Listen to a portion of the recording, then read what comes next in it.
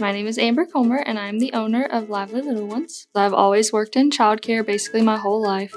I worked in other daycare centers when I was a teenager, and then I started my own home daycare whenever I had my son.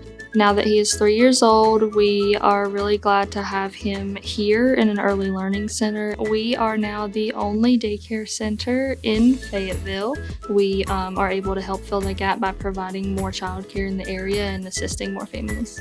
Whenever I first was looking at this place, I was a little nervous and excited because this was a big step from a home provider, and I actually was able to get in contact with the owner of A Place to Grow, and she helped me make some contacts and introduced me to Shannon Mitchell with the West Virginia SBDC, and it just kind of went from there.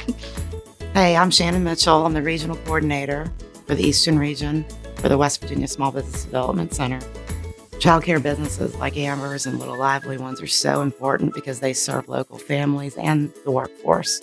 What was exciting about working with Amber initially is she has the true entrepreneurial spirit and so motivated to move through the process, get things done, and do it the right way. Through the West Virginia Small Business Development Center, we were able to support Amber with business planning and financial projections and provide resources to help launch her business.